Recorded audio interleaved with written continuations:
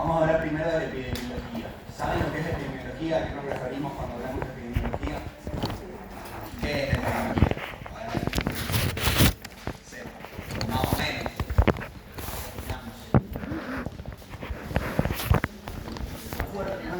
¿Cómo se hizo? Exacto.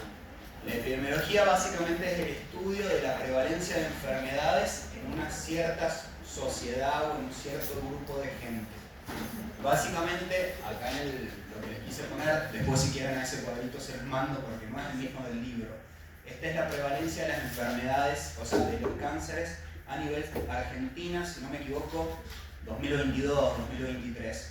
Así que no es el mismo que el sale en el libro. El del libro está desactualizado y es de Estados Unidos.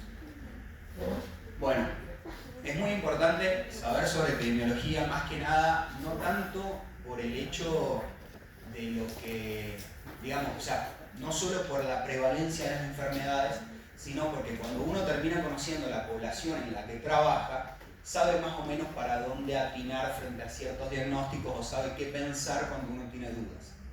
Con respecto, por ejemplo, no sé, trabajamos, para que no les puedo dar un ejemplo de acá de Mendoza porque soy de San Juan, entonces bueno, supongamos alejado, no sé, campo fuera, trabajamos y sabemos que tenemos alta prevalencia de chicos con desnutrición. Entonces,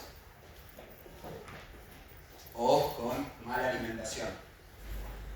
¿Qué aumenta eso? La prevalencia, por ejemplo, de las infecciones orales, de la gingivitis. Entonces ya sabemos que podemos ir escalándolo por ese lado y no tanto con algo neoplásico, por ejemplo. Hablando de poblaciones a nivel nacional, la neoplasia más frecuente o con mayor prevalencia es el cáncer de mama. El cáncer de mama ocupa más o menos, si no me equivoco, algo del 33% de todos los cánceres por año. Seguido por el cáncer colorectal. El cáncer colorectal es muy importante porque es el que tiene mayor prevalencia en ambos sexos. Cáncer de mama es solamente, realmente no es solamente femenino, también lo presentan hombres, pero son casos muy esporádicos. El cáncer colorectal sí se da un poco más en hombres, pero se da en ambos sexos. Y el más prevalente para hombres es el cáncer de próstata. Justamente, después se los puedo, como vuelvo a repetir, se los mando. Este es el que tiene básicamente los números y este es el que hace referencia a la prevalencia. Como ven, está primero mama, casi todo, 73%, seguido por próstata y después encabeza la lista con ambos sexos del colorectal. Bueno, como les dije, más que nada, saber esto, conocer la sociedad donde trabajamos y si trabajamos afuera, abrir un poquito más los ojos y prestar atención a lo que solemos ver más seguido. Por otro lado, ahora vamos a hablar de los factores predisponentes del cáncer. Son 4 grandes grupos, vamos a entrar un poquito más después en otros. Primero tenemos la predisposición genética, básicamente hace referencia a las variaciones genómicas que se presentan, digamos, dentro de toda los genes que tenemos, las variaciones que pueden predisponer a que se produzca una neoplasia. Después les muestro, ya ampliamos un poquito más en eso. Después tenemos lo que son los factores ambientales. Los factores ambientales tenemos como principalmente dieta, tabaco, los factores obstétricos, o sea, antecedentes obstétricos, el alcohol, los agentes infecciosos. Por ejemplo, la dieta.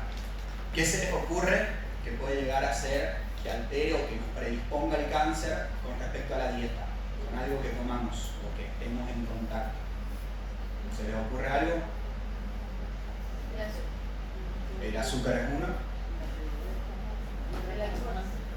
Tabaco, el alcohol. Los conservantes, hay muchos conservantes que son carcinógenos.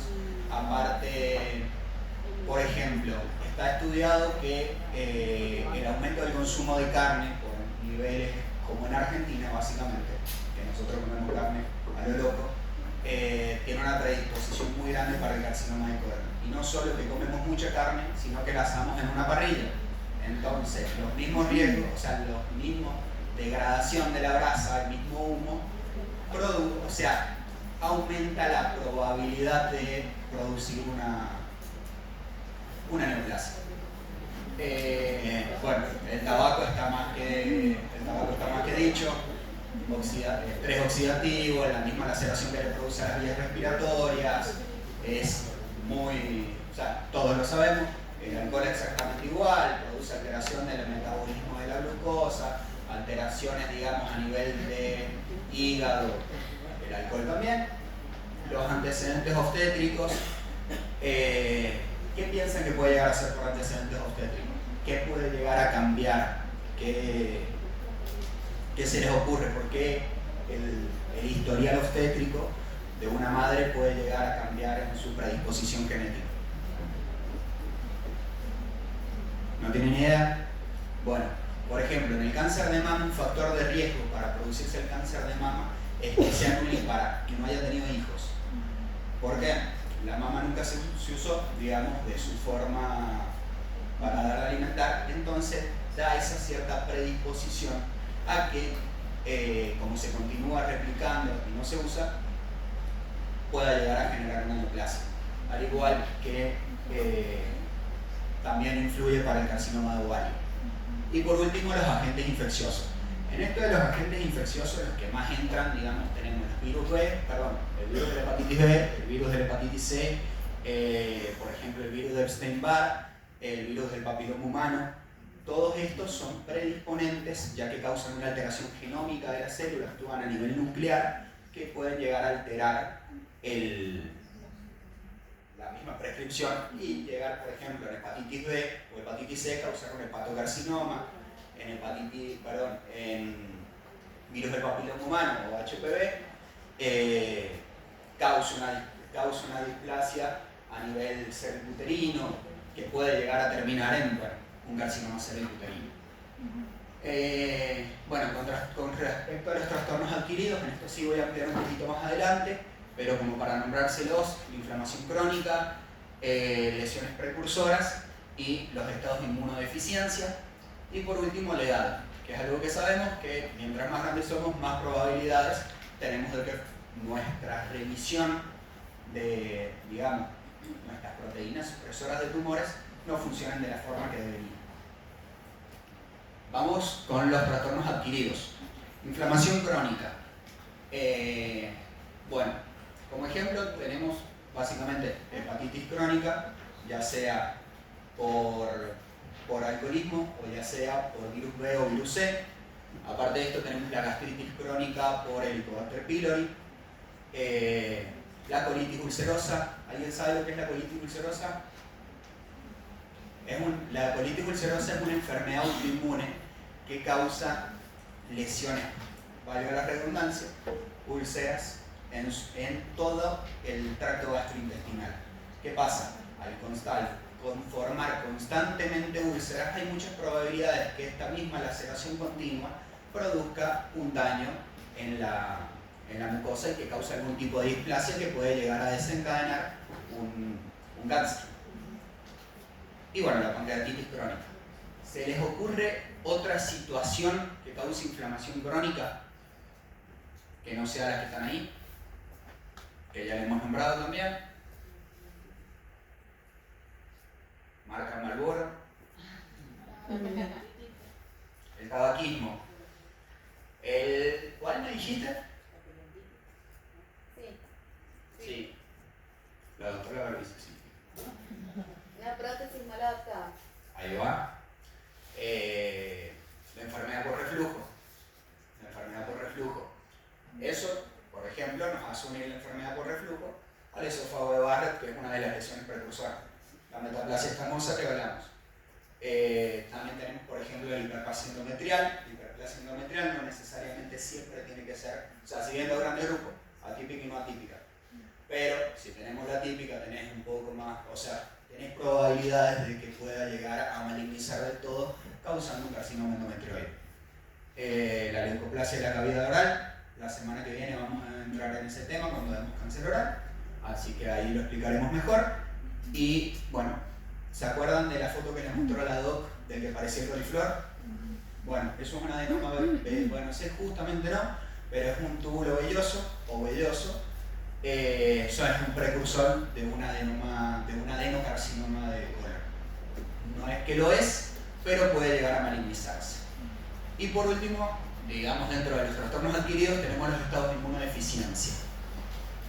VIH, el gran conocido, ya sea en el estadio de SIDA o solamente con la primera infección, causa una inmunodeficiencia. Además tenemos inmunosupresión iatrogénica.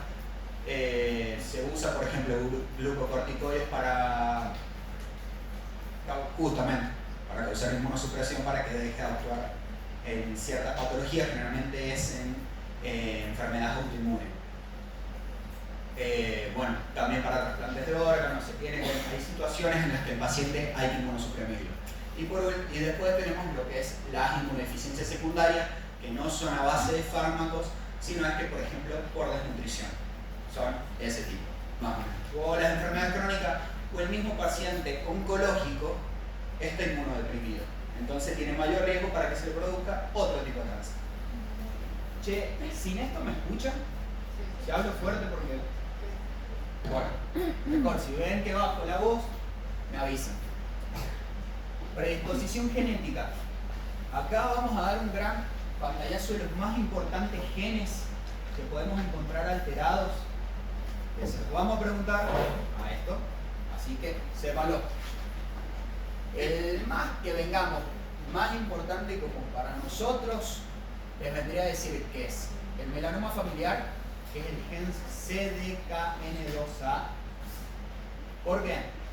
Porque se pueden encontrar en la mucosa lingual, se pueden encontrar en la cara, en el labio, un melanoma. Entonces, hay que saberlo. Además de eso, tenemos genes muy hablados, por ejemplo, los BRCA1 y BRCA2, son los que se relacionan con el cáncer de mama y con el cáncer de ovario, tanto para hombre como para mujer. El hombre que tiene, o sea, como les dije hace un rato, el cáncer de mama en hombres es muy raro, pero no es nulo, y tenés un poco más de probabilidad si tenés los genes BRCA. El RB1 o retinoblastoma, más tarde vamos a hablar de la proteína de retinoblastoma, el RB, pero se da en niños, ustedes puede ser que lo lleguen a ver, causa un tumor de retina, básicamente, y es sumamente agresivo. NF1 y NF2 se relacionan con la neurofibromatosis. Los MSH2, MLH1 y MSH6 son los que se relacionan con el carcinoma colorectal, que no hay que confundirlo con el PAF, con los que causan, perdón, el gen APC, que es el que causa PAF, que es la poliposis adenomatosa familiar. A diferencia del con la enfermedad que causa, o sea, lo que predispone, porque no es que lo causa, lo pueden tener, pero no se pueden expresar o se pueden expresar. A diferencia del colorectal, va a ser carcinoma. La poliposis no es un carcinoma, pero da muchísimo riesgo. No sé, bueno, no tengo fotos, les debería haber puesto, pero es muy loco ver un colon lleno de pólipos, pero por todos lados, como el que les mostraron recién, pero de punta a punta lleno, explotado. Entonces, alguno por probabilidades, alguno va a ser malo. Entonces, se va a terminar en algún momento malignizando. El gen RT se relaciona con el síndrome de MEN2 o neoplasia endocrina múltiple, que ocupa tiroides, feocromocitoma, que es un tumor de riñón, y la hiperplasia de paratiroides. ¿Entendieron? ¿Alguno que les quedó duda? ¿Que quieran que vuelvan a explicar? Si tienen alguna duda de cualquier cosa que dije, porfa me paran, porque yo hablo y me voy.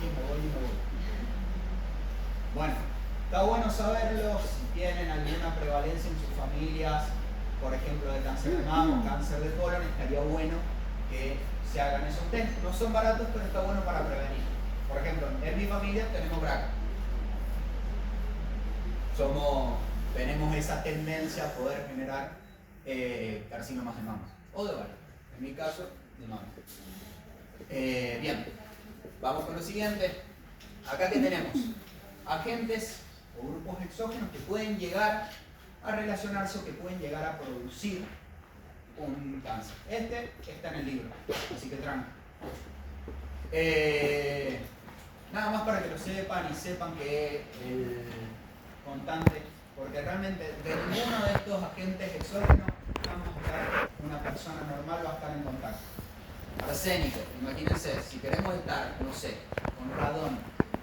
El radón es un material radioactivo que se utiliza para la energía, se me fue. La que usan en los Simpsons, que no me acuerdo cómo se llama, donde trabaja Homero. Es, lo usan para eso. El níquel se usa para hacer pilas. Ninguno vamos a terminar trabajando eso, entonces, pero está bueno que lo sepan y en cuál se puede llegar a asociar. Acá sí ya es un poco más interesante, tenemos la asbestosis y la silicosis. También se asocia mucho, esto es muy de, digamos, no de nicho, pero de poblaciones. Hay poblaciones, por ejemplo, que trabajan mucho con el algodón. El algodón, para la gente que trabaja con eso, lo suele aspirar y puede juntarse, digamos, a nivel pulmonar y da cierta posibilidad, o sea, da una neumoconiosis que se llama, y de eso te predispone a tener un carcinoma de pulmón, un adeno de pulmón. Por otro lado tenemos el líquen escleroso, que ese sí lo van a ver ustedes, vamos a hacer mucho hincapié la semana que viene en ese, es una lesión precursora. La pancreatitis, como ya dijimos, ¿qué produce? ¿A qué nos da? Cáncer de pana. Bien. ¿Qué produce pancreatitis? El alcoholismo, la mala alimentación y la mala suerte también porque tiene una predisposición genética. ¿Qué más? Síndrome de Sjögren. El síndrome de Sjögren produce